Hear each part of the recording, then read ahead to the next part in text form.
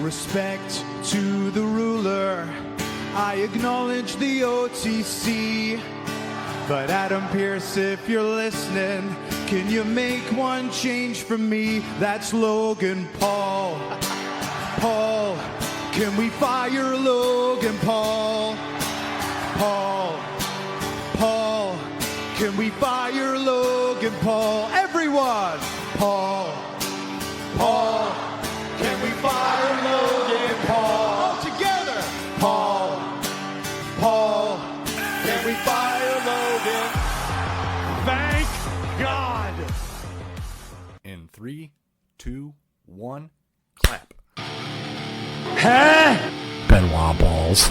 I still think Kevin Sullivan did it. I'm Aubrey Edwards. I'm not a wrestler. Tony's quick sniffs of the week. No, just my dickhead friends causing concussions and shit. All right, never mind. There's barbecue sauce. So good, half the face don't work. With Hogan that close up on the fucking camera reminds me of my racist uncle. I know you ain't listening, but you know who you are, you fucking racist. Uncle Oh my God, for real, don't tell me that's his name. No way. I was kidding. I swear to God.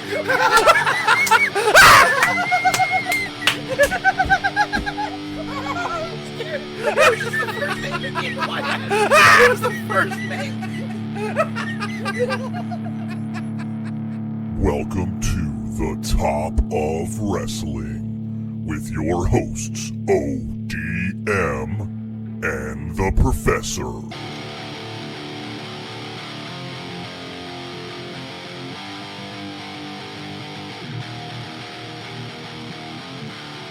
Good Wrestling Day!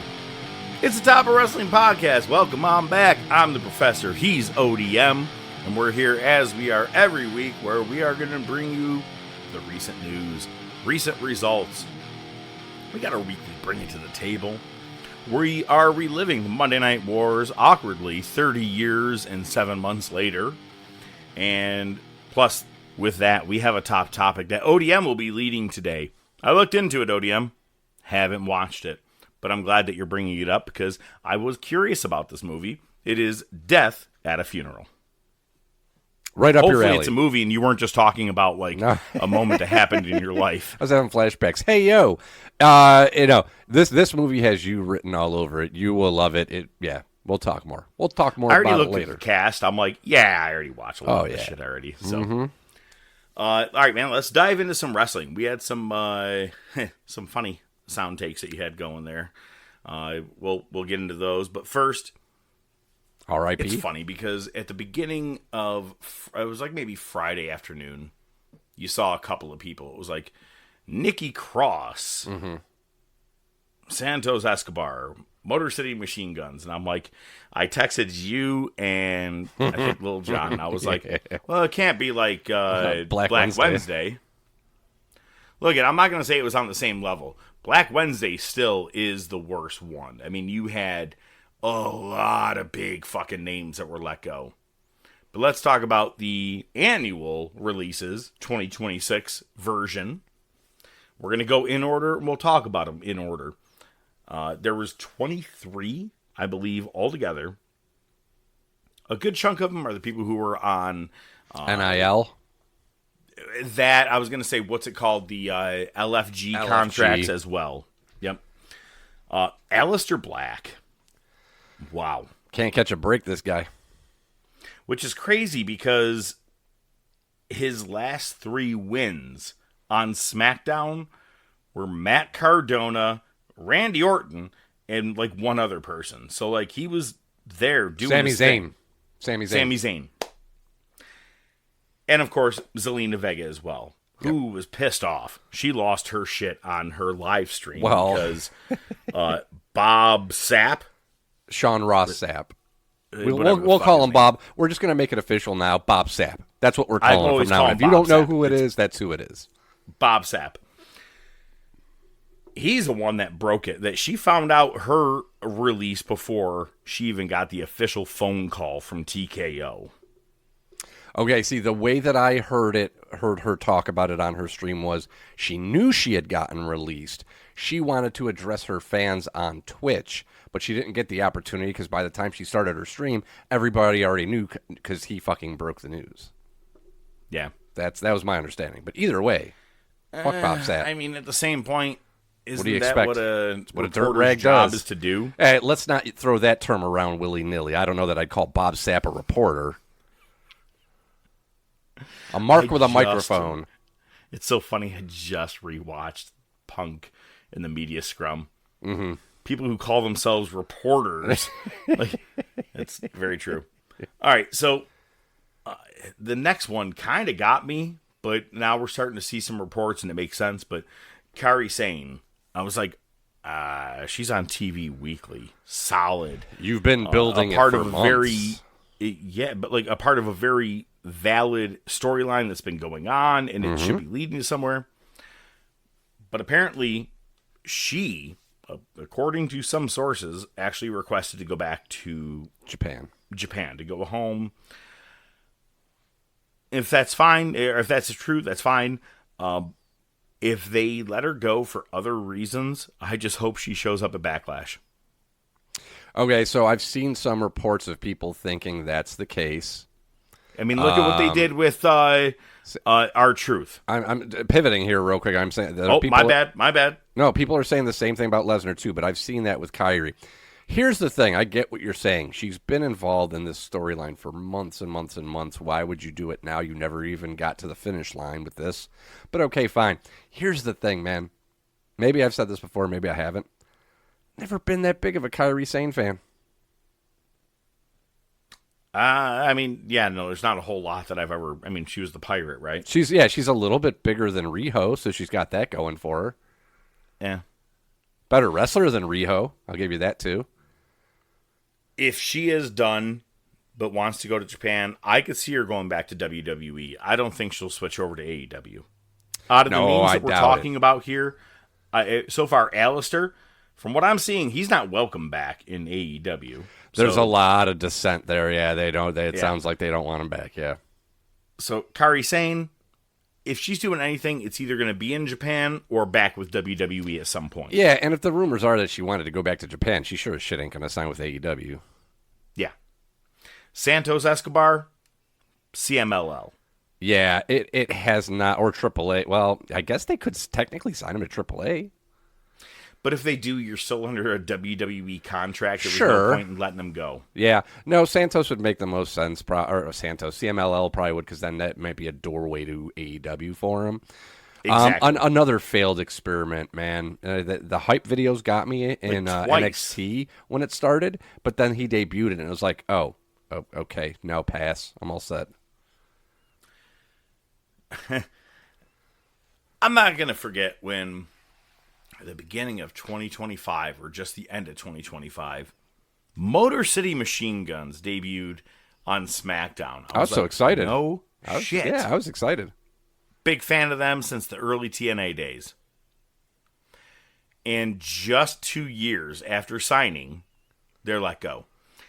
The biggest thing they did was win the titles on the second week of being there, which was actually a taped edition. So the night they appeared was also the night they won the titles, just as a little extra thing there, and they won them from the MFTs, I think. And that was it. That's the best we've seen out of Motor City Machine Guns. For Sabin and Shelley, I see them probably going to AEW, and I'm okay with it. They actually were, if you don't remember, you remember the night that, my wife gave you a meatball sub, I fell asleep, that all-out pay-per-view. They were a part of a 6-man tag that had FTR and Wardlow versus Motor City Machine Guns and Jay Lethal.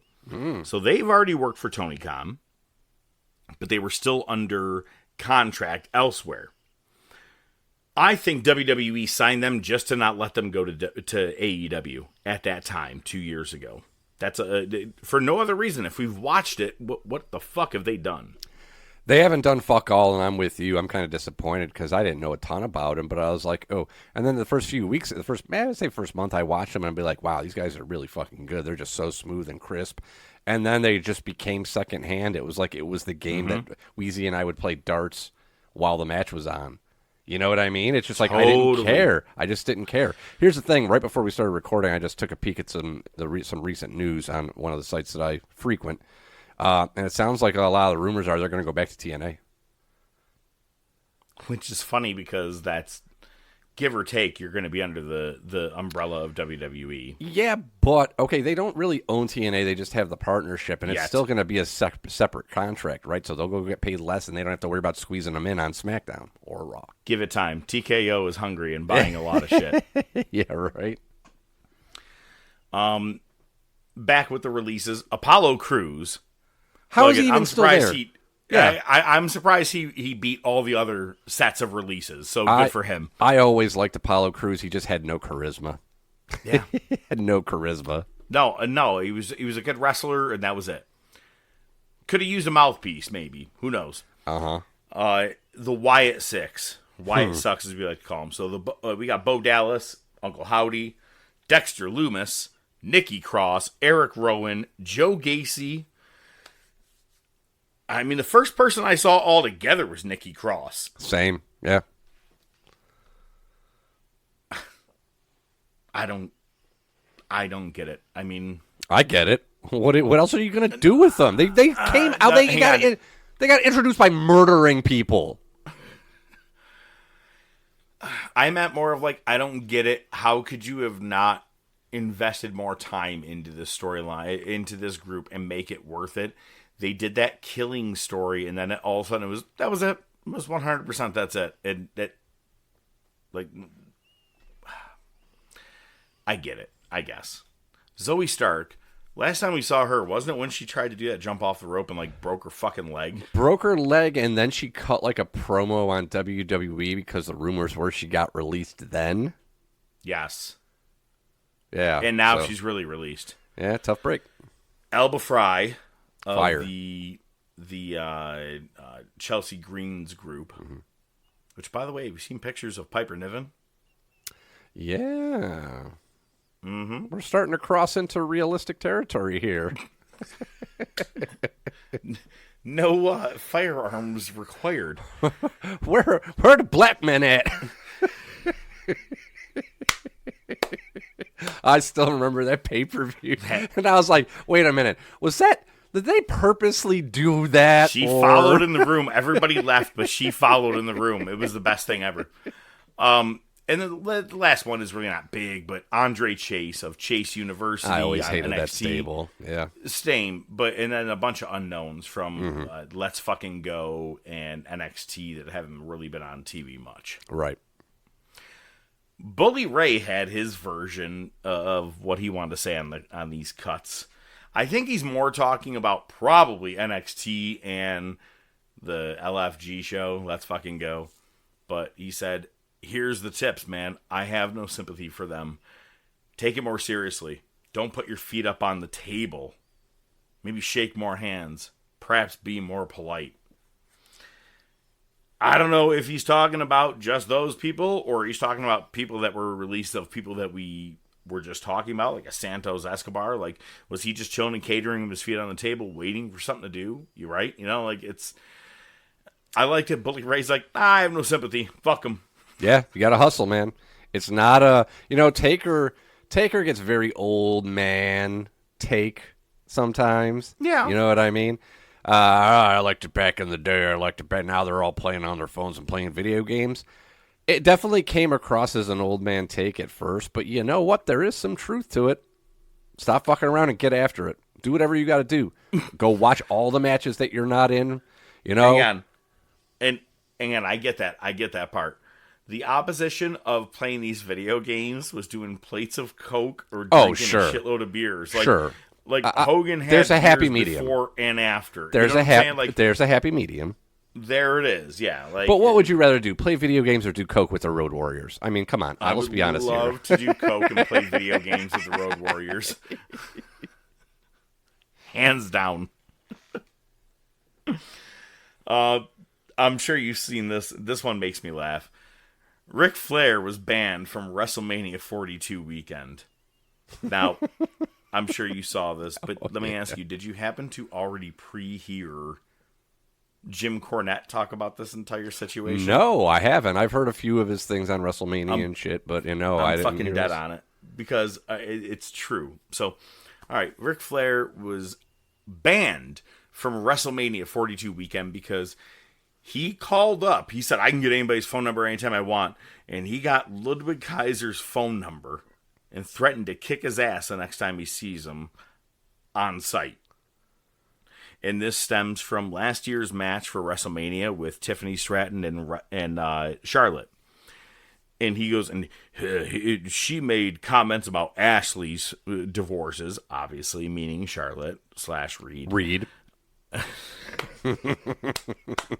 Hey, you can't get mad if you said it this time. Anyway. Let's just lean into it at this point. But he had also said that Ludwig followed up with a real shitty fucking comment on Twitter, being like something to the extent of basically, I wouldn't bag that fucking chick or whatever. Like, however, like, anyway. And it's funny because on Cornette's thing, they actually look it up. What Kaiser said was just don't flatter yourself.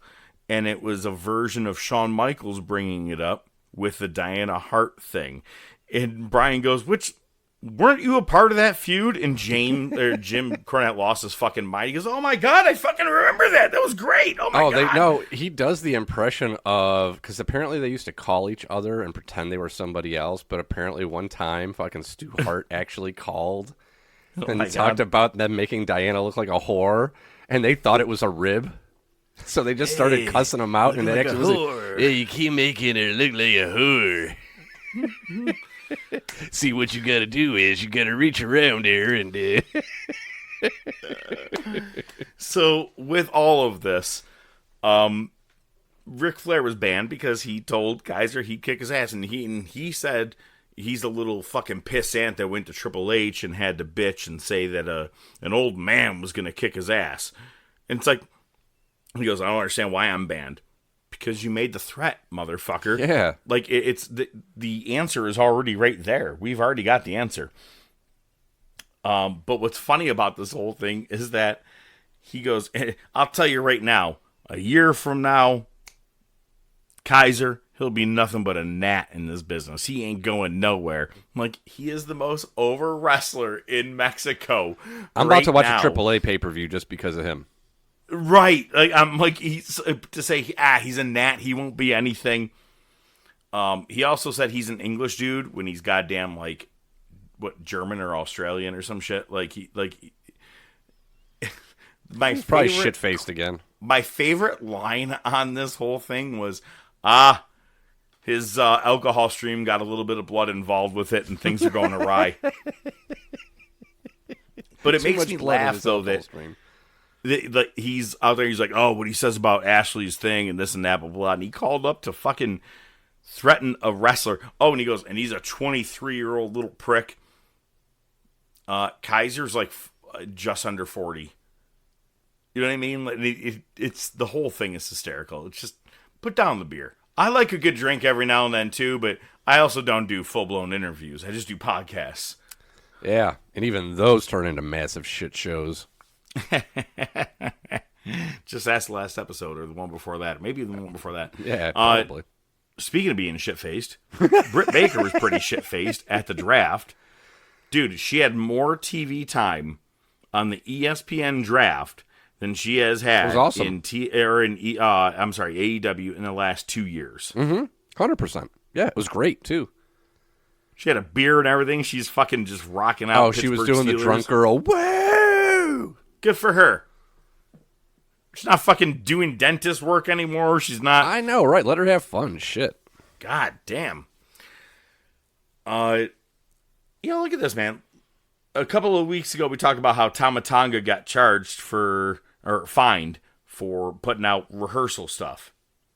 Now, a couple of weeks back on Raw, we saw iShow Speed and LA Knight and the Brass Knucks situation where the tag titles got changed over. Logan Paul put that shit up. He's not being fined for that. That we've seen so far. But fucking bullshit. It is. You got to figure it's probably just a matter of proper channels. You know what I mean? They're going to say, oh, well, he's a social media influencer, and it's what he Well, does. there's that, but it's probably also, listen, if we're going to get down to nitty-gritty here, it's probably because, one, they probably get told, like, hey, go ahead and film this and release this, or somebody goes to somebody and says, listen, man, I took some footage. Is it all right if I release this?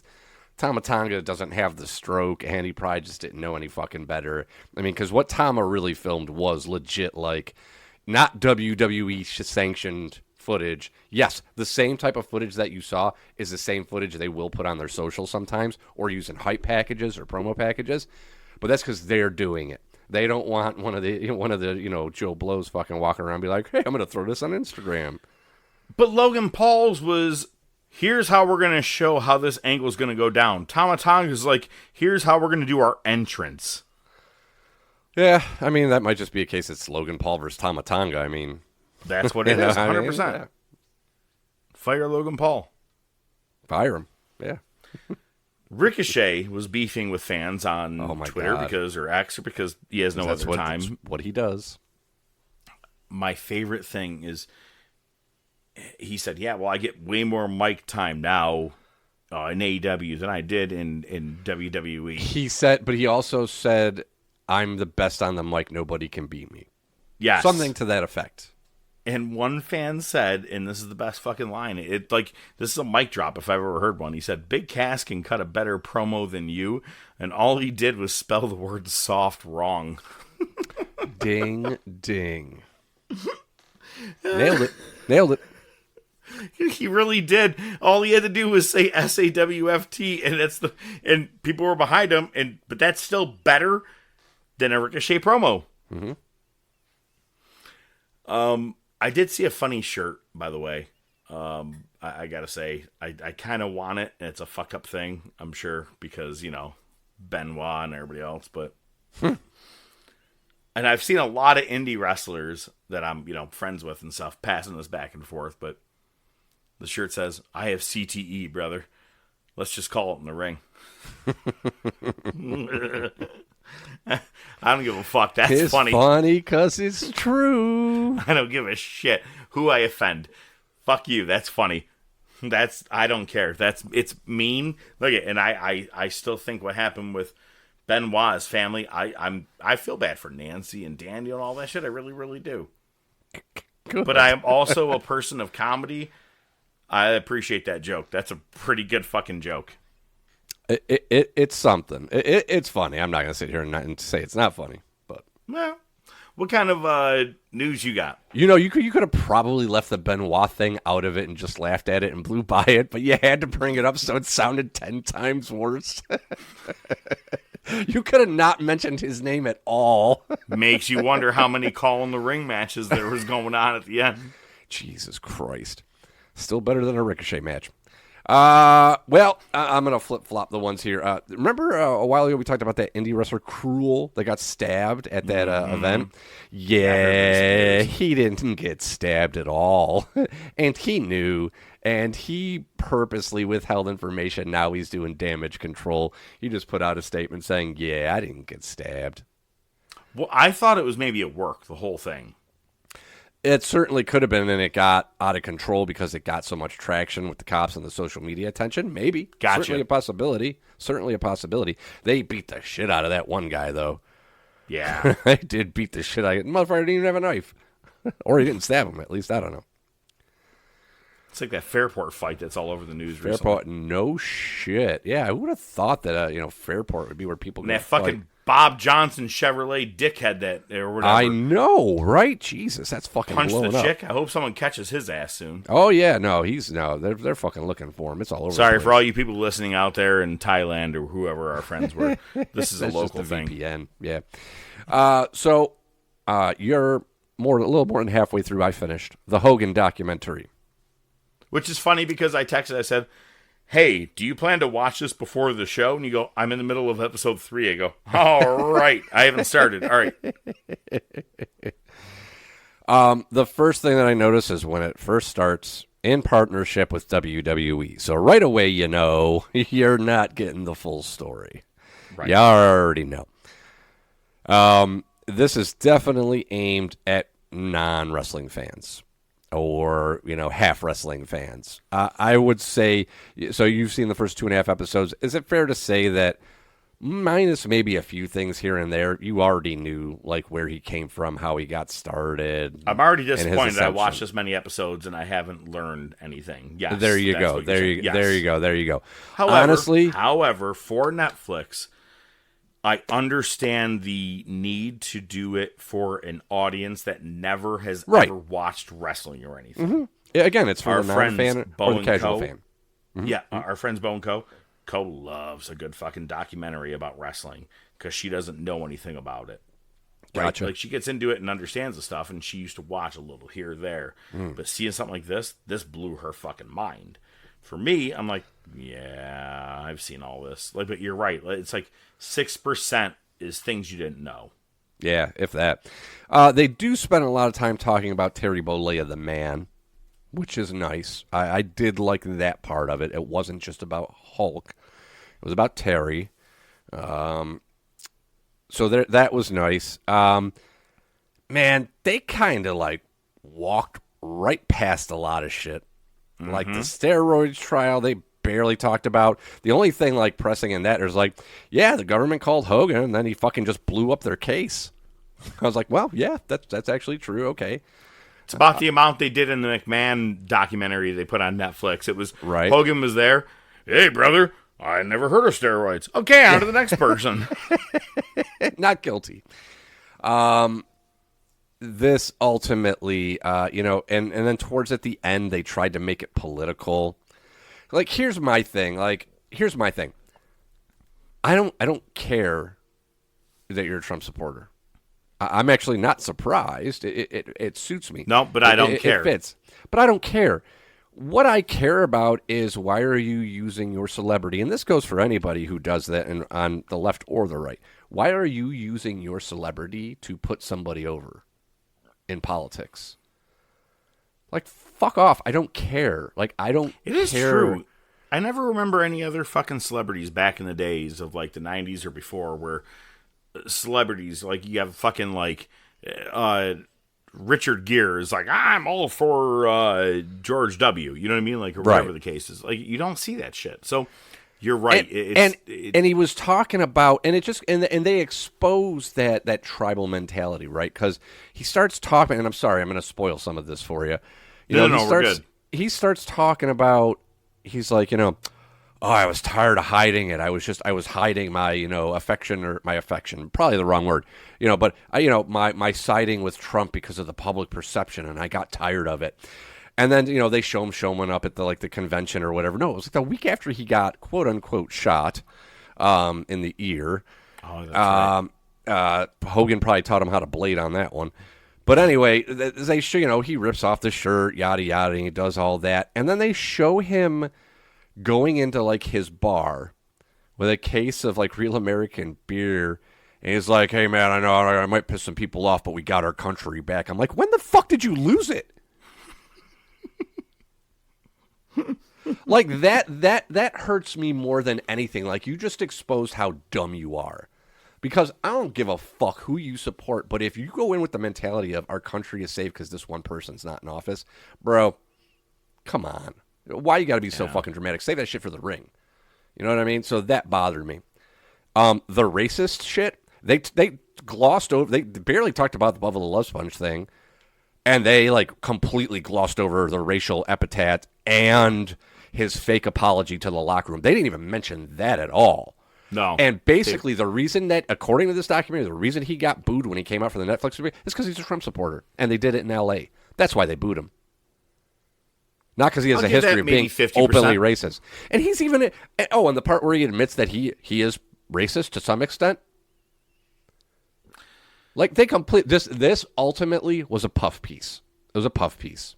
Except for the fact that he admitted the amount of drugs he was doing. But who gives a shit? TNA. That's the sympathetic thing. That's the only reason he's bringing that up. And listen, I guarantee you, okay. This is the motherfucker who says he wrestled 400 days in a year. Okay? You're going to tell me you just blatantly believe what he said about that? No, fuck that. That is It may be true that he was taking more than he should have, that more, an amount that would have killed a regular person. I don't doubt that. Sure. But come on. I guarantee you those numbers are overinflated. Oh, yeah. Like the fucking amount of fentanyl. I'm like, no, you'd be dead. You're right. But, wow, I like your firm stance on all this. Yeah, it's a puff piece. Like I said, and I knew it as soon as I saw in, conjunction with WWE. I'm like, well, this ain't going nowhere. So I'm glad I watched it. It was interesting. It kept my attention.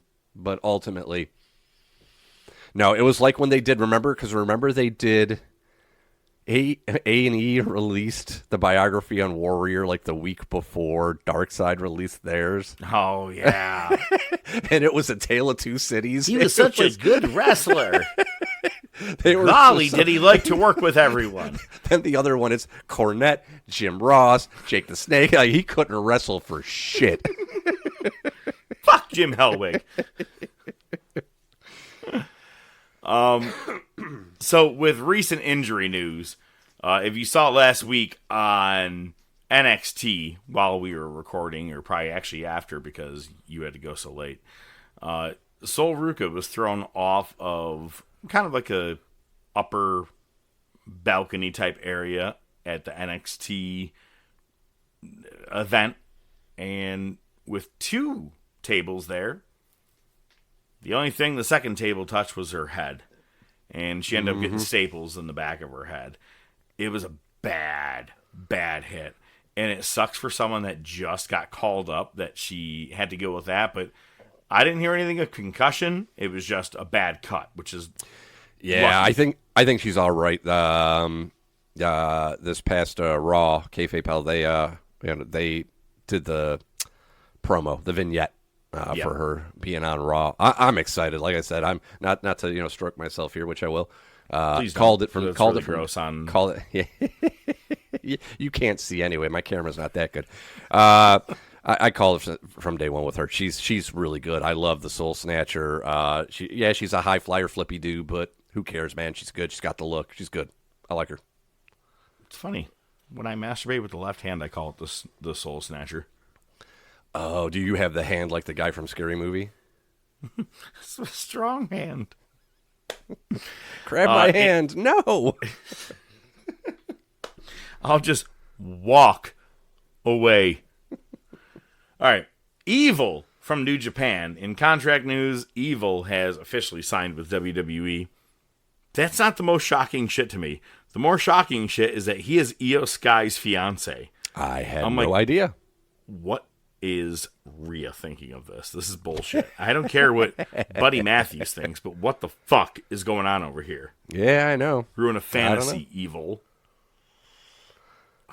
Maybe it's just maybe they're just putting that news out there so he'll be naturally over as a heel. My money, I think you have to put him in NXT for a little while. We don't have enough big names in NXT right now. A lot of people just got called up. Let's establish some big names. Evil, make him a champ at some point in any division. I don't care if it's North American, World Champ Tag, but give him some time learning the WWE way, the cameras. I'm sure you've seen it, but AJ Styles said he told Triple H, don't ever let anybody go through this system without going through NXT. He goes, I thought I knew how to get on camera here at WWE, and it took me 6 months to get on board. Yeah, and here's the thing. AJ Styles is like a backstage producer now, so perfect. Right. Perfect. But let him work with Evil. Is that, so he should be, everybody should hit NXT before you do anything else. Just get a week or two in there. Who gives a fuck? With Uncle Dave's, I gotta be honest with you, I'm not sure what to call him but Uncle Dave's claims of the week. Duh. He gave CM Punk and Roman Reigns 5 stars for their WrestleMania match. Even he couldn't fucking bullshit his way out of that one. Fair enough. I like that. He did give another match a 5-star that was at the Dynasty pay-per-view. And if I'm not mistaken, it was the FTR and Young Bucks match. There's a shocker. Right. Now, here's another thing I have a trouble disagreeing with Dave on. Right now, WWE is shoving Danhausen down your throats, right? And Every week you get something. And it gets bigger and bigger every week and whatever you want to call it. This thing is going to burn out really quick if they keep going at this pace. Like Danhausen will be probably booed by August. Yeah, I could see that. If not sooner. 100%. But what do you do? Just sprinkle them in, like forget about them for a little bit, and then bring them back? Well, give them one fucking brand. Right now, they're doing them on Raw and SmackDown. Give him one brand, and maybe give him every other week. You don't have to be there every week. If you want to do one quick backstage thing every week, but you don't curse someone every week, fine. But it's got to be sprinkled a little more. It is a little overkill, and even I think so. And I like what they're doing with him. No, definitely. He's done the pyro's gone off twice. He showed up in the Mrs. Pool. Yeah, no, they're definitely amping it up. Their wedding, John Cena's WrestleMania thing, like he's been there a lot. Yeah, scale up. So on AEW Dynamite / Collision, Edge had challenged FTR to a New York City street fight for Double or Nothing. And if they lose, they'll never tag together again. But then on Collision, Dax responded with, if you guys don't beat us, you'll never wrestle again. You both have to retire. So at Double or Nothing, Edge and Christian will be winning the AEW Tag Team Championships. Mark Davis, former member of the United Empire, who is a part of the Don Callis mid-card family, took on Will Ospreay and gave him a pile driver on the ring apron on the outside rope. And shockingly, Ospreay wasn't able to continue, so the ref called it a win for Mark Davis. But most matches, he takes like 8 of those things and then still comes back and wins. Like, why now is like when you decided to have some form of logic and reason in your booking? Did the coke wear off? It was in between bumps. It was the down period. But then the Dick Riders come out and pick up a lifeless Ospreay and bring him to the back. And then they show you the conversation on Collision where Moxley is asking Ospreay, what is it you're looking to get out of everything? What can we do to help you? So basically trying to recruit him for the Dick Riders. Meh. Yep. Samoa Joe returned and defeated a jobber. Yay. MJF goaded Kevin Knight into facing him for a TNT title shot, which will take place tonight on Dynamite. And Darby Allin retained his AEW World Championship, so he's now a 1-week champion.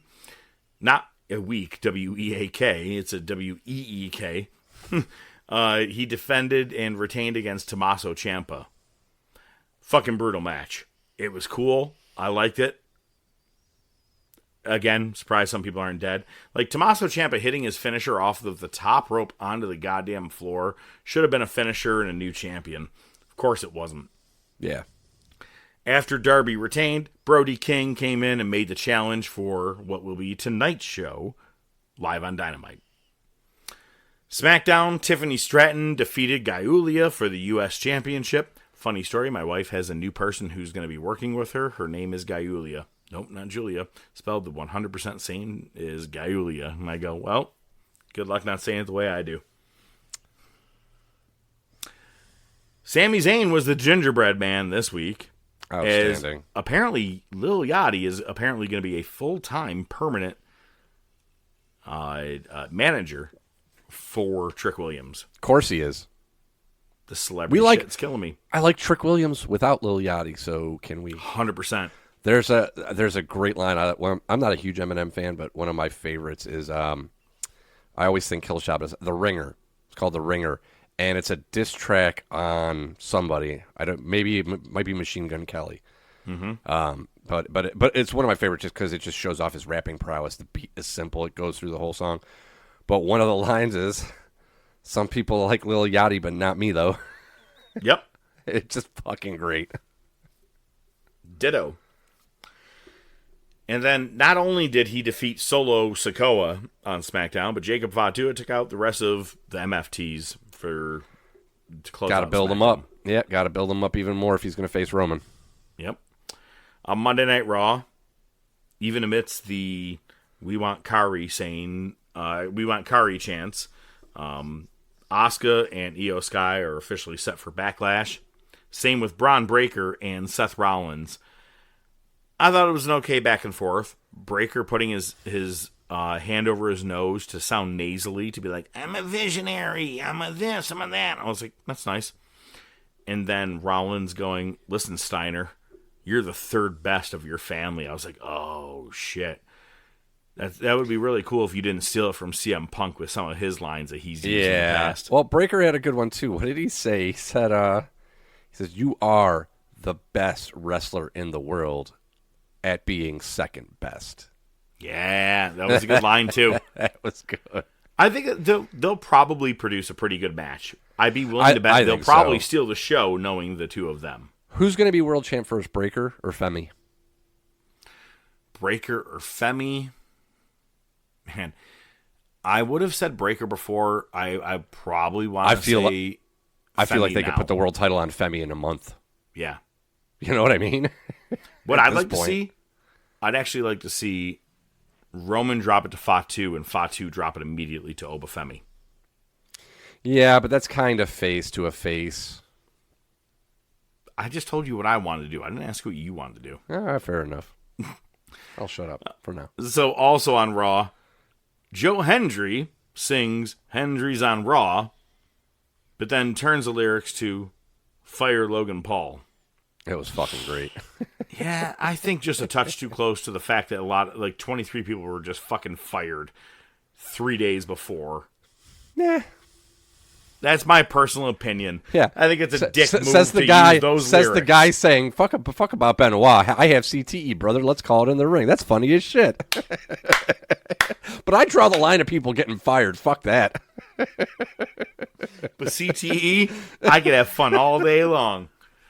Oh, Jesus Christ. All right, you're right. Good call. And then Jacob Fatu took out Roman Reigns, gave him a tongue and death grip, which Dude, I liked. that is fucking sick that he I used was the like, tongue that's and Haku death style. And they called it that too. Yep. They called it the tongue and death grip. Man, I'm so bummed because I like what I'm seeing with Jacob Fatu. He's losing. There's no way he's winning the title. I would love a swerve. I'd like a win. It may not happen, but I'm hoping for it. That's what I'm looking me too. at. Me too, man. Well, I have a fun story or two. Not really a story or two. I got one story and one opinion when it In comes 23 to the table. parts.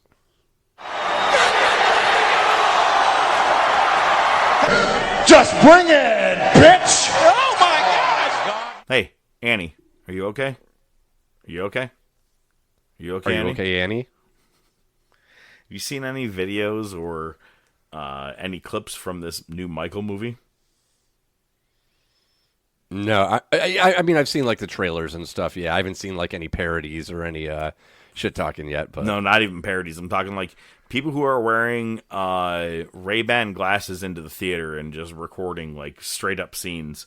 Joe Jackson, they did a great job making him look as scary as fuck as he really does in real life. It's really bad. It's really bad. But from the opinions I'm seeing on the movie is that it's more about Michael trying to break away from the Jackson family and under Joseph. Not that much about after Thriller, before you get Off the Wall and everything else, that you Really? get stuff from Michael. It's more about his younger life and everything. I'm like, oh, that just threw me off from caring about wanting to see this movie. I saw one line. Somebody said something like they went out of their way to make Wonderland look like the happiest place on earth or something like that. He did. For all those little boys.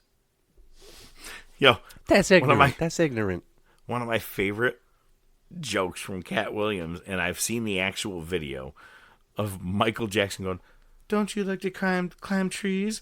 And then Cat Williams goes, "No, motherfucker, we gotta pay bills. We're adults, motherfucker." I remember that was from the fucking like the NBC or ABC documentary they did with him. Yeah. Isn't that the one where he had like the Jolly Green Giant statue in his hotel room? He had like a whole floor of hotel rooms that he lived in. Okay, so that's funny you bring that up because I'm going to have to bring this up real quick. There's a really horrible movie, Dickie Roberts, former childhood star. It's about David Spade being a former childhood actor. Okay. And he's trying to make his comeback. In the end, there's all these childhood actors that sing in a chorus about being a childhood actor. You got Marsha Brady, you got Screech, you got the people from fucking what's that thing? What's his fucking name? Willis. What you talking about, Willis? Oh yeah.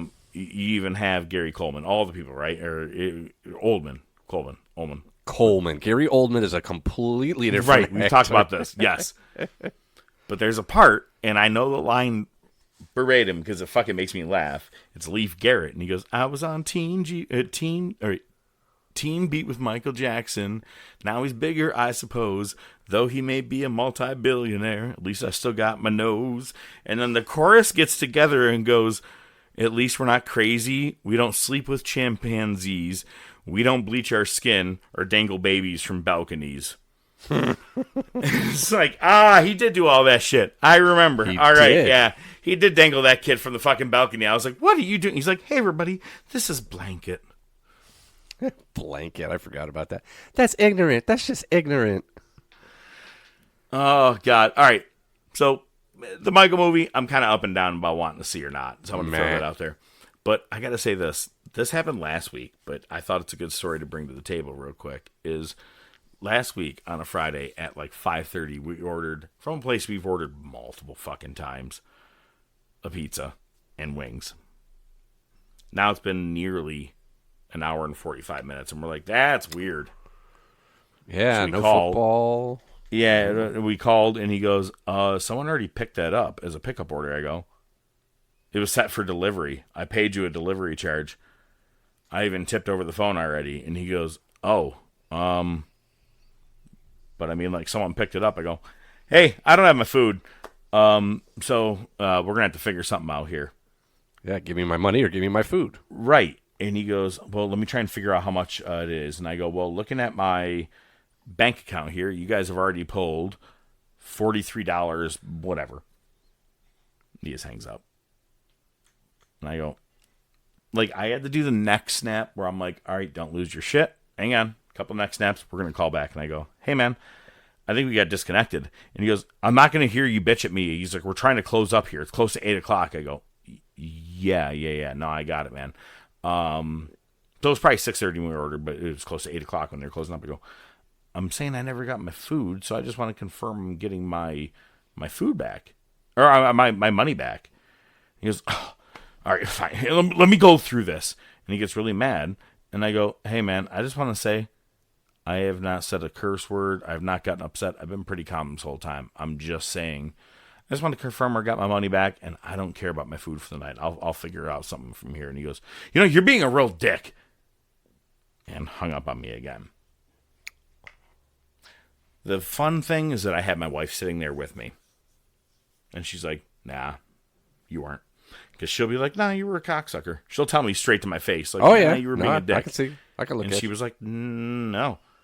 And I call back. I go, all right, I need to confirm I'm getting my money back. We're good. And I need to know your name, and I need to know the owner's name. Look at, am I going to be a fucking Karen and go do something? I don't know, man. I just asked because I was just curious. I didn't give a fuck. Money got returned. Sad thing is it was a good fucking pizza place that we actually like from this fucking area, man. Hey, you just got to make sure you don't get the asshole that's working there. Now I got to wait like 6 months to get that pizza again. That's a And then we Seinfeld got some episode. fucking pizza from somewhere else the other night, and it was like some doughy ass shit. And I was like, oh, fucker. Yeah. But I don't want to call and be like, this motherfucker named Antonio was a cocksucker, and then I'm going to get loogies all on my pizza. Yeah, no, definitely. At least in Rochester, you'd have several solid alternatives within, Totally. You know? I only got Totally. 3 here. That's a lot. That's more than I expected. So, no, I'm pretty pissed off, because here's my thing, okay? This is the last part I'm going to leave you with. Between my wife and I, is it always comes down to, do you need to be an asshole and argue back, or is it best to just smile, nod, and walk away. And I've done both. And when I've smiled, nod, and walked away, or I've smiled, nod, and tried to appeal to the person and be like, hey, no, you're right. Let's go back to the fucking GED electrician that fucked with my RV, right? I can only be calm for so fucking long. You know what I'm saying? But then, like, when I stay the calm guy, I lose. But when I argue, I'm an asshole. I don't know what you want to call it, man. But let me tell you something. I wish I could fucking find that pizza boy and punch him in his fucking throat for hanging up on me 3 fucking times. 3 shots to the larynx is what he's owed right now. He's owed. Listen, man, I understand that, but you got to think about it. You know, look at hindsight is always 20/20, and it's just better to drop that weight. You know, you just want to cut it. You're right. Take the full weight of my fist and drop it directly into their fucking crust of their nose. Because you drop that weight, you feel like you just pulled in a Nazareth, feeling about half past dead. Oh my God! What are you fucking? I'm trying to figure out what song you're singing over here. The weight. It is. Got to cut the weight. It is the weight. See what I did there? Yeah, I got it. I was like, way to ruin it. I knew I was like, it's a dead song of some form. Hang on. 3 punches to the throat is the weight of my fist on your throat is what you're owed. Do you even have a bring it to the table, or just me this week? No, I put it in there. You just haven't checked since I put it in there. I saw it. So I figured. So Sunday, my eldest turned 21, my oldest son. So the week before, when they had released the Sabres playoff schedule, he said, hey, Game 4, which there has to be a Game 4 at the very least, is going to be on my birthday. I was like, no shit, we can go to a bar and we can sit down and order some wings. I'm like, this is fucking awesome. And I was stressing over it the whole week because I'm like, man, it's going to be jacked. Any like decent place I want to go, it's going to be jacked. So I'm like, fuck it. The Hooligans, the East Side one, no Camaros allowed, is not far from our house. And they've got a nice long bar. It's got a nice long bar. I don't have a fucking Camaro. What are you talking about? Try again. They got a nice long bar. They got a lot of high tops. So I'm like, fuck it. Let's just try to get there early. We might be able to stake a claim, right? Game was at 2 on Sunday. We get there at 1. Dead. Nobody's there yet. I'm like, this is fucking awesome. My boy and his girl showed up at about 1:30, and it was starting to fill out, but there were still a couple seats we had saved. And we just hung there, and like 10 minutes to 2, the fucking place packed to the gills, dude. It was great. Everybody's in there. One guy bought a drum, to do the Let's Go Buffalo. Dude, it was solid score. Oh my god, dude! They scored first quarter alone in the first half of the first period. They scored 4 goals, dude, yeah. and on one of the best goalies in the playoffs right now. Yeah. It was just insane, and they were in Boston too, man. It was fucking great. But so when Javi just... had his first drink, did he go, "Ow, this burns"? Nah, he knows what the fuck he's doing. I know. He's not that bad. He's not that bad. So I get an IPA and I get another IPA, and then Whiskey Man ended up coming by with his girl. He got out of work at 2, so he showed up. They get there and they didn't have any place to sit. They were just standing behind us, and there's a mirror in front of me on the bar, and I can say, "Oh, you want to? Let's just have one drink and then we'll go." Next thing you know, buy a round of fucking tequila shots. Then, this cocktail looks good. Oh, look, they have Red Bull cocktails. Let's have one of those. Fucking just drink. And Whiskey Man ended up tipping $100 so he could get one of the tap handles. Jesus Christ. It was a Labatt Blue one that had the Amerks logo on it. I'm not going to lie, it was pretty tight. I don't know that I would have tipped $100 for it, but it was pretty fucking cool. And then it's like, well, what are we doing? I'm like, I guess we could go. My son goes, let's go back to the Rizzos. I mean, like, the place where you live. Mom and Dad's house? Let's go to the Rizzos.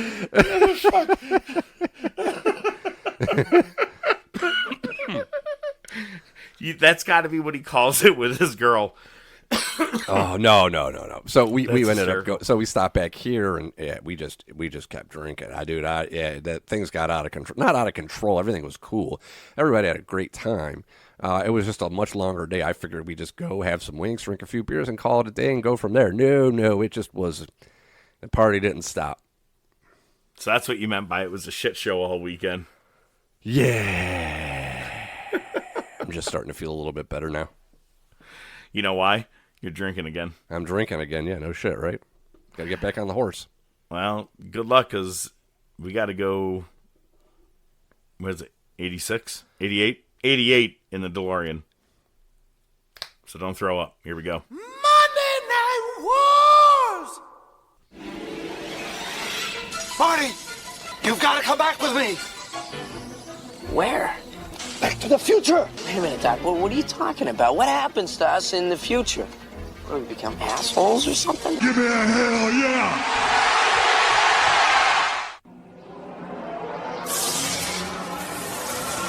You want a war? You're gonna get me. Mick Foley is going to win their world title. Has been paid for by the New World Order. Come on, Vince. Step into the ring. My God, the battle lines have been drawn. Generation X invades WCW tonight. Austin 316 says I just whipped your ass. Have a nice day. We got you once more, yeah.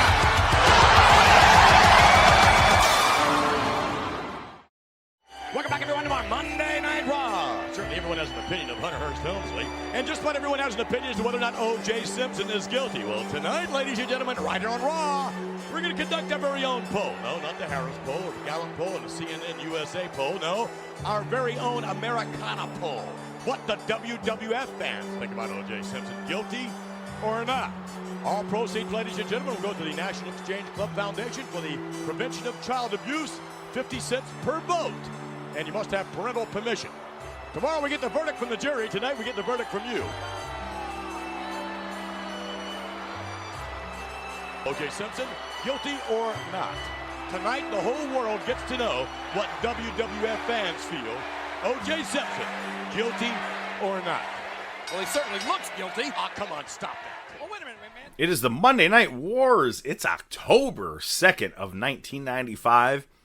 So we are just a touch under a full month of the Monday Night Wars. But Raw has really only dedicated their time, 2 out of 4 times? Yeah, it's been, I think, 50-50 so far, yeah. Yeah. So it's time to break it down. What happened in 1995? Well, it was October 2nd, 95, Raw. You know, it's funny, these early episodes, they don't really tell you the city a lot of times. Like when you got in the heart of the wars, they made sure to plaster it on the the screen to show you where they were.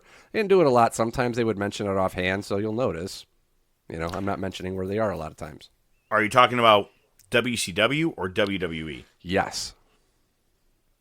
Well, the reason I say that is because WWF at that point was doing a lot of pre-recordings at that time. Yes. So if you were in Binghamton, New York this week, you can't say you're there again next week. So Right. You're right. They used to pull back on saying where they're from. Mm-hmm. So Raw is somewhere, and we open up with the 1-2-3 Kid versus Razor Ramon.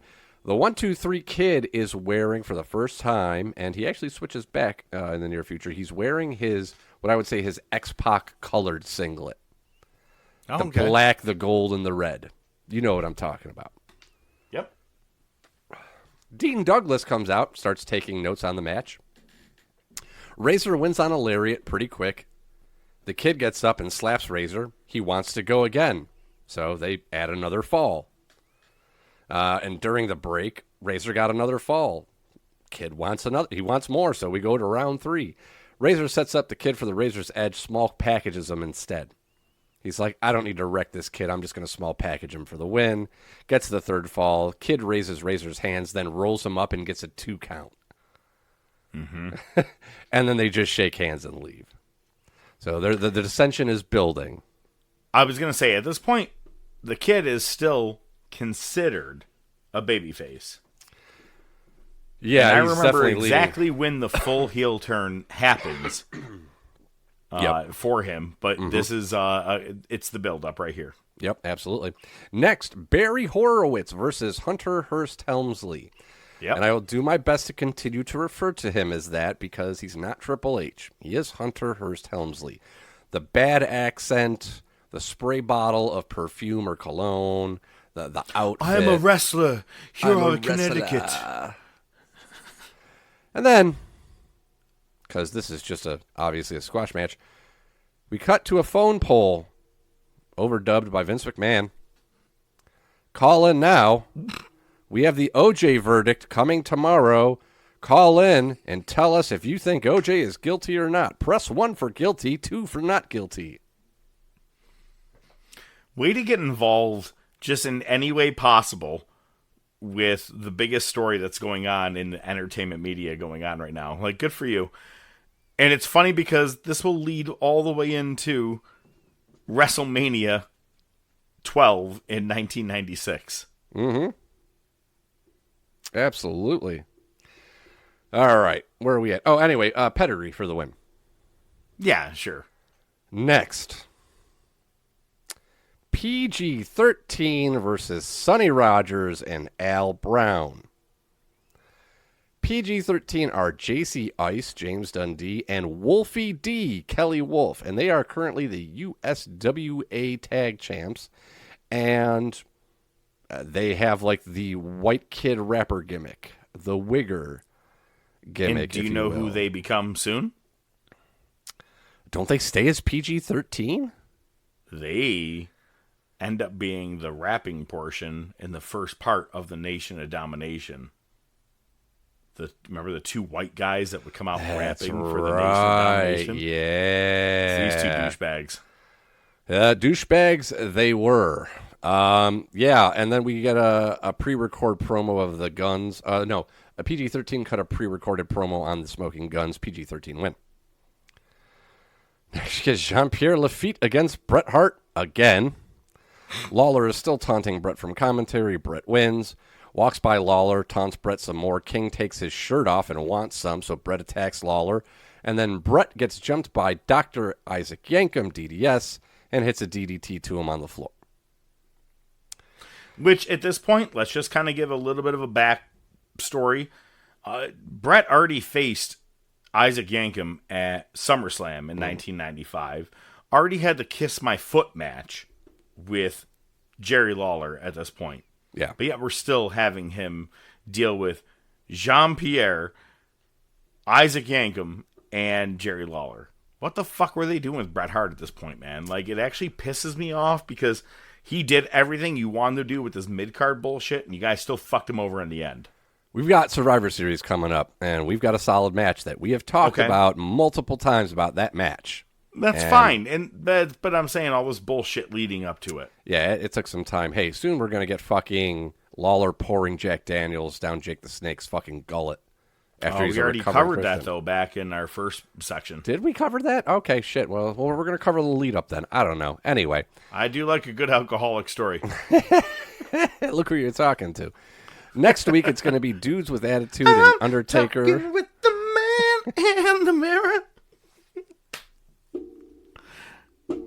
We're both asking him to change our ways. We get results from the OJ poll. 51% say he's not guilty. We ended with a shot of Bret attacking Lawler. Let's go to Nitro. He's guilty, right? That's what they said. 51% said not guilty. No, they didn't see the glove part. Well, you didn't see the racist cop part that planted evidence. Nitro is from Denver. They did announce that. Flair goes to the announce desk to cut a promo on Arn Anderson. We have a double main event. It's going to be Luger versus Macho Man and Arn Anderson versus Flair. We start with Luger versus Macho. We get a ref bump. Macho hits the elbow, no ref. Giant comes to the ring, chokeslam to Macho, and then leaves. And instead of Luger just pinning, Macho saying, holy shit, he's down. Let me cover him for the pin. No, let's pick up the dead weight and rack him. Macho's out cold, so Luger gets the win. A main event that opened the show. That opened the show. The double main event, yeah. Well, never mind. It's at this point that we're going to do a little kayfabe pal with the the E changing their vault access with the move to Netflix, we've had to make some concessions so I can view some of these episodes. You're welcome. And let's say that this version that I have, which is rather old, And 30 years and 8 months, had the person recording changing the channel to Raw. And me getting confused saying, I thought I already took notes on this. I swear to God, that's one of my favorite things about watching some of these old ones. And you're like, oh, shit, he was going channel 32 to 33 as well. So just thought I'd point that out. It was rather funny. Rather build You're them welcome. up. Disco Dick Nuts comes out, and Eddie Guerrero just cuts him off and says, "Now shut the fuck up." And we get Eddie versus Dean Malenko. Solid match. Eddie wins. Malenko wants a rematch, and Eddie accepts. Hogan and Jimmy Hart come to the ring. Mean Gene's there. Talk about a Hulkamaniac going in for a double lung transplant, and I'm doing this for him. Okay. I'm going to head to the back. I'm going to find the Giant. I'm going to rip him apart. And then as he leaves the ring, an old lady comes up to him and throws powder in his face, attacks Hogan with the cane. It's Taskmaster. Rest of the dungeon come to the ring. The Giant, quote-unquote, breaks Hogan's neck again, and Taskmaster shaves Hogan's mustache off. Huge. Huge. That's a big thing, man. It like, was. Honestly, like, we can mock everything, but that's a big thing. Mm-hmm. Very big thing, and Hogan did a good job. You could tell sometimes he's like, take it easy with the Clippers, brother. You know it's a couple of weeks away?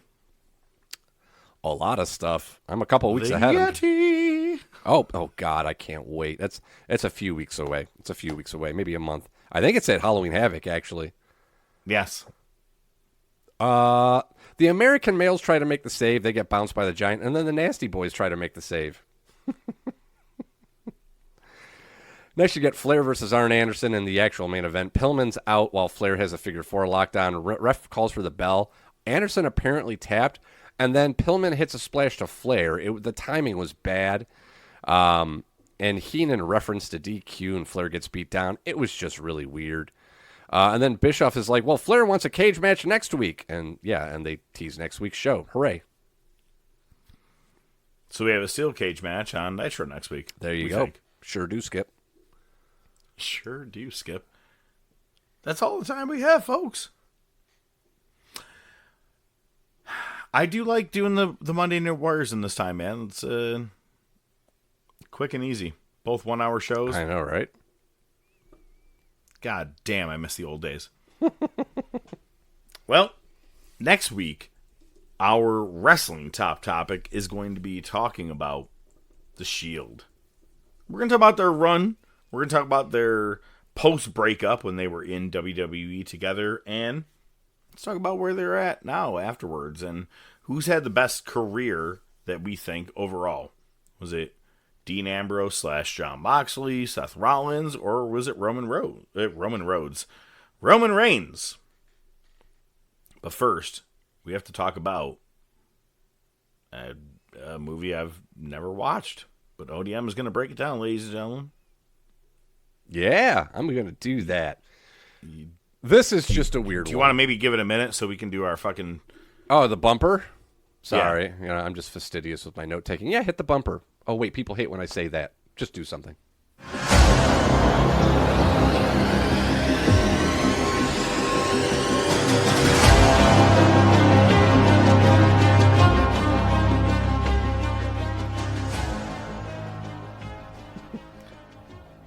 I, for one, like when you say hit the bumper. So, all right, man.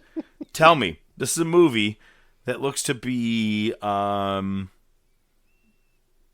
a funeral, and someone dies at it, I think.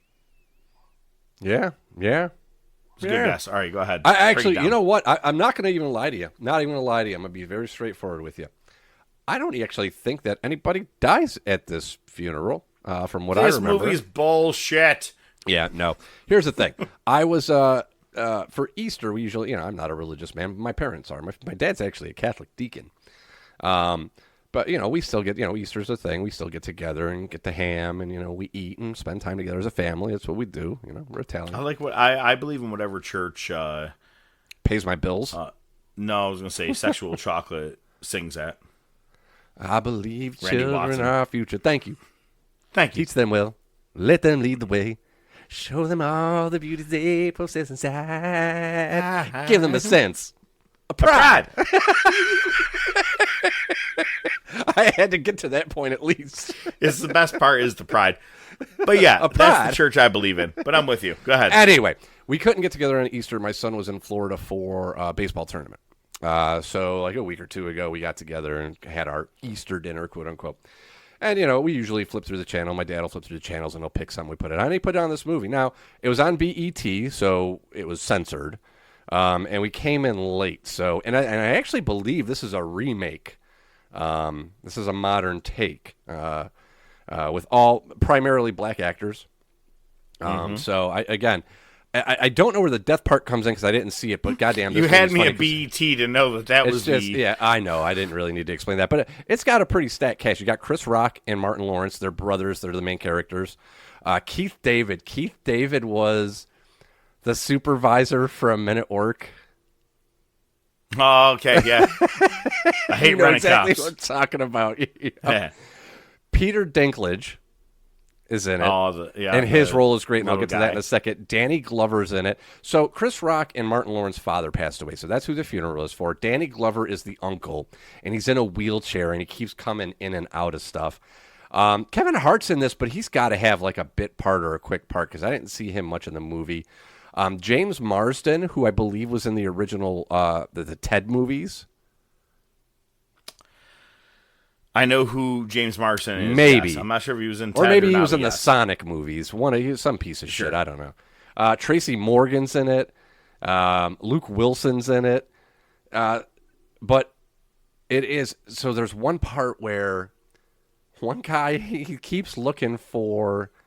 He has like a thing. He's got like a prescription bottle, and it's for Valium, but it's not Valium. It's like high strength homemade acid. And James Marsden, the white dude who's dating, one of the people, he's the white guy that the black dad doesn't want her daughter dating. He takes one because he wants to calm down because he's freaked out about, his girlfriend's dad. And he fucking starts tripping on acid and he just strips down. They have to lock him in a room. He ends up on the roof naked. Everybody can see him. It's just fucking hilarious, dude. Peter Dinklage shows up and he talks to Chris Rock, the son. And Peter Dinklage basically explains that he was his father's lover. Holy shit. Wow. All right, there's the twist. And basically Peter Dinklage tries to extort $30,000 from Chris Rock. So Chris Rock pulls in Martin Lawrence and they're like, what the fuck are we going to do? And he actually gives him pictures. So he's showing him like to his wife and to Martin Lawrence. And they're like, oh. And apparently their dad was very big. So they got this big casket. And at one point, like, they're trying to subdue Peter Dinklage, and somebody found the pill bottle that said Valium. It's like, Valium, give him like, I think it was Tracy Morgan, like, give him like 3 of them. That'll put him out. And then the one guy comes in, he's like, wait a minute. Those weren't Valium. Those were acid. So Peter Dinklage comes to, but then he strokes out and they think he died. So they stuff him in his father's casket when nobody's looking. They resume the service, and Peter Dinklage comes popping out of the casket all freaked out on acid. Wait, this is what you guys watch on Easter? Yeah.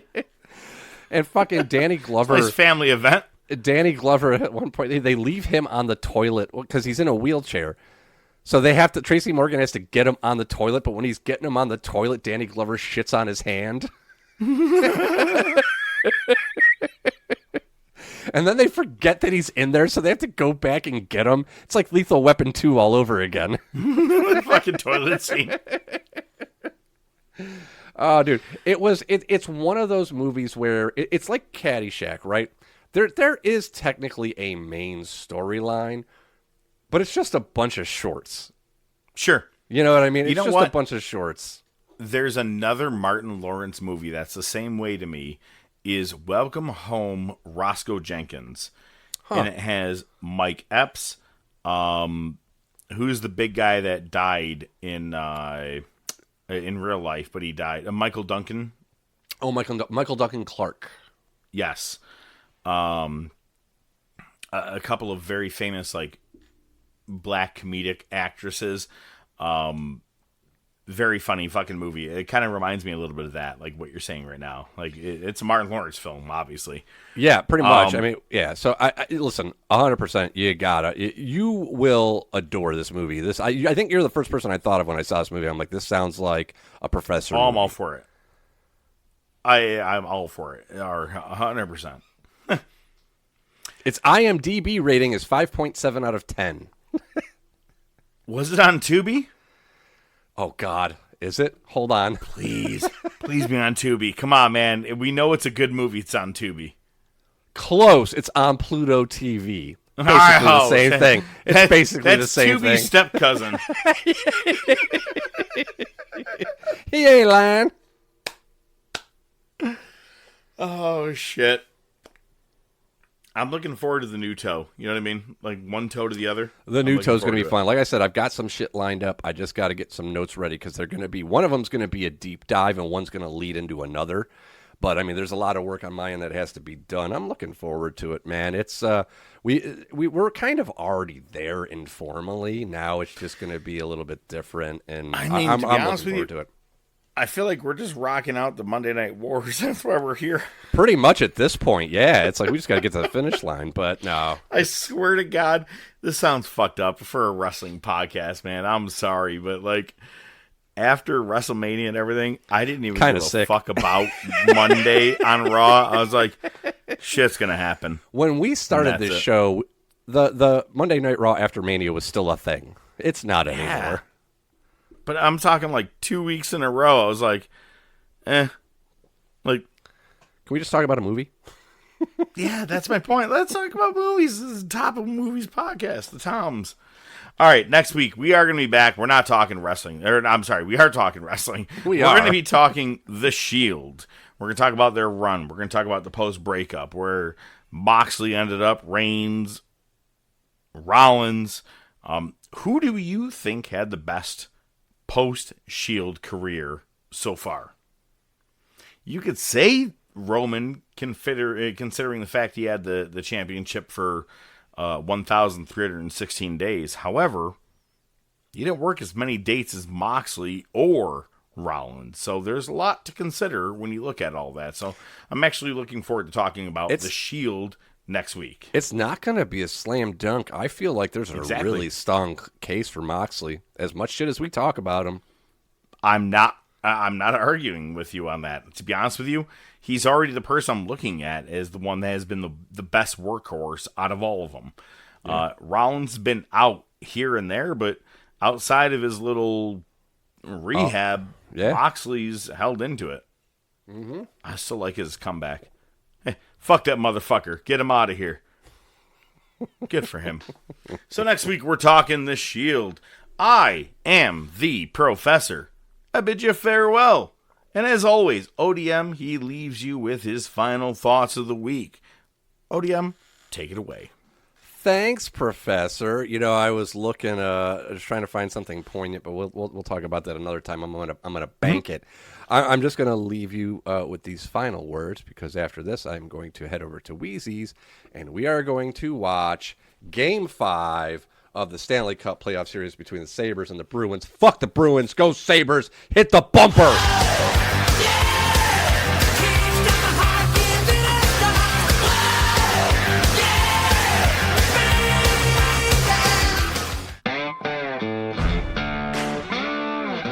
The Top of Wrestling Podcast is brought to you by The Top of Wrestling Podcast. Your hosts are the Professor Mark Fantasia and ODM, the Doc, Joe Rizzo. Feel free to reach out to the show by email at thetopofwrestling@gmail.com, on their Facebook page, Twitter page, Instagram page. Remember to subscribe, like, and share. You can listen to the show on most popular platforms, including iTunes, Spotify, Podbean, Amazon Music, Pandora, and YouTube. Without your continued support, it would be just some guys talking wrestling, which is pretty much what it is anyway. Good night, folks.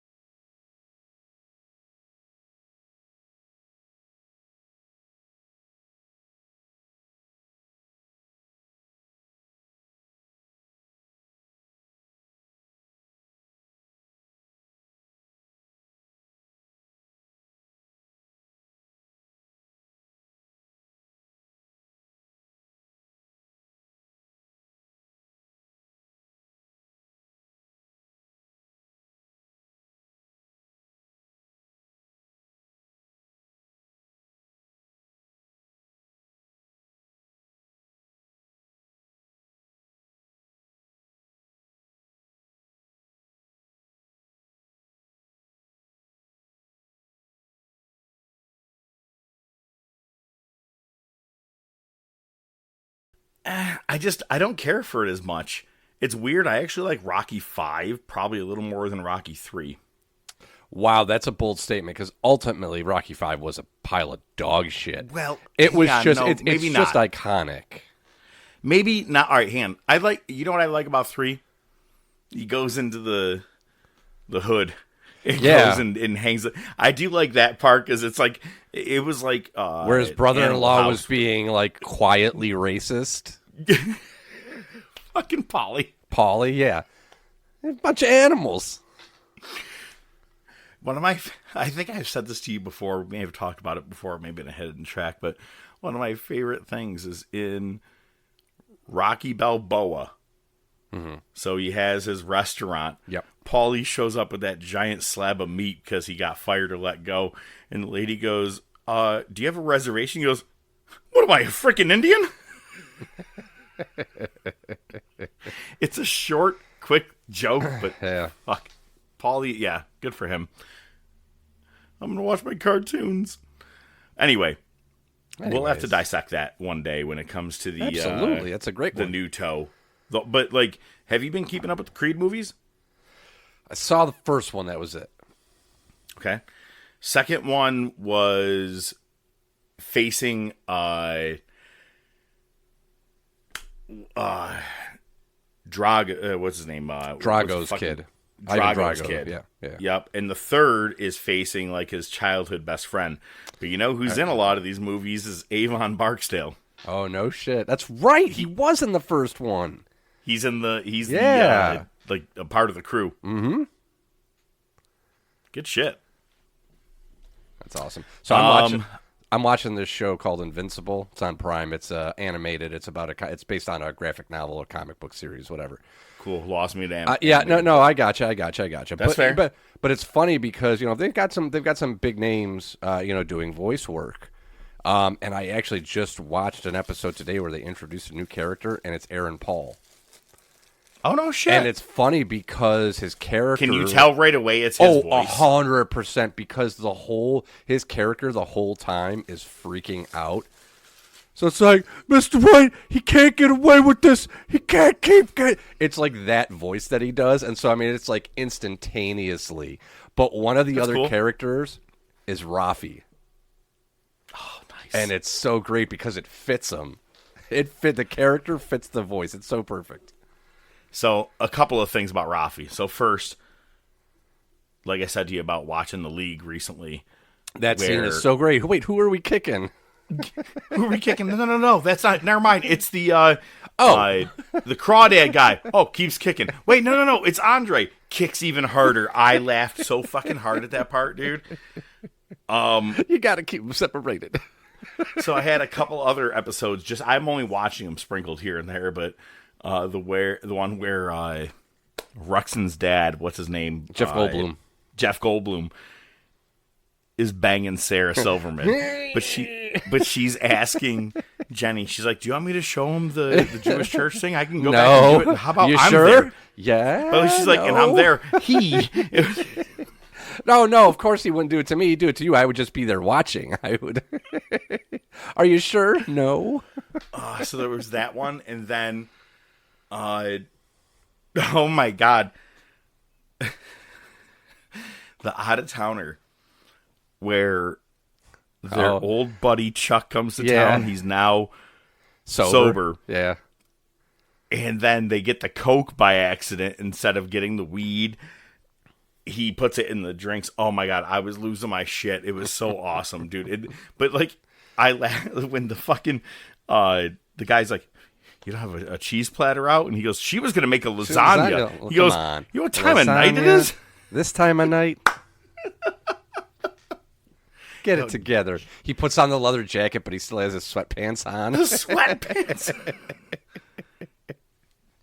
Jenny can get it. All day.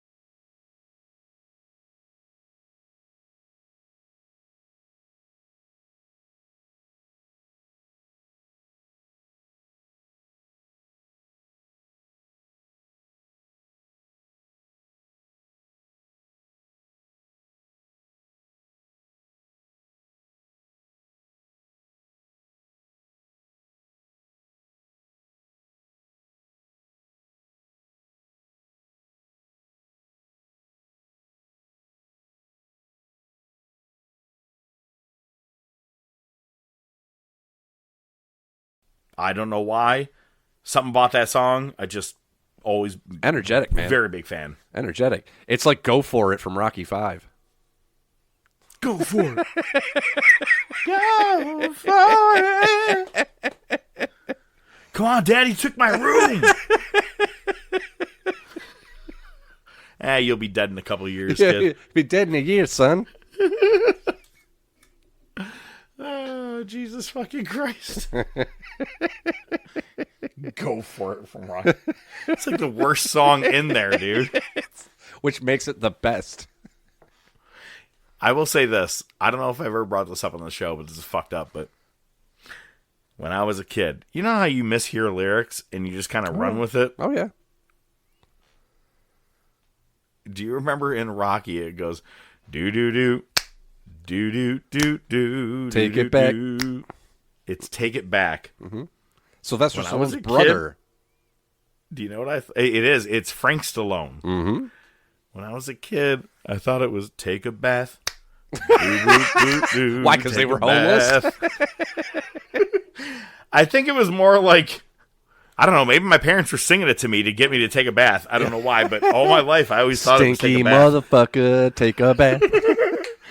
Your stinky ass is bothering up this old house alone. Take a bath. Do, take a bath. I said, put shampoo on.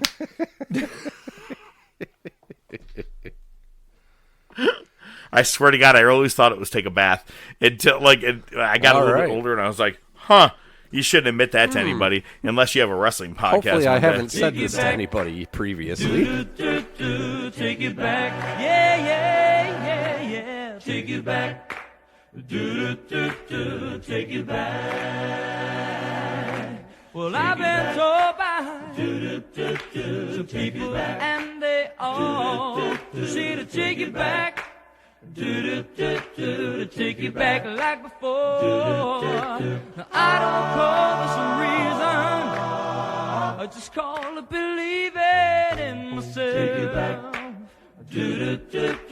Take it back. Well, push it back. You're pushing me too far. I love you for what I saw before. I squeezed you and I've held you, but I could not tell you I love you. You. Take it back. Well, you put me down. You put me down real nice. This love affair, taking the largest slice from my life as I see it. Starting now, it's gonna have more meaning, girl. Take it back. If I just take it back. If I just push it back. If I just love you back.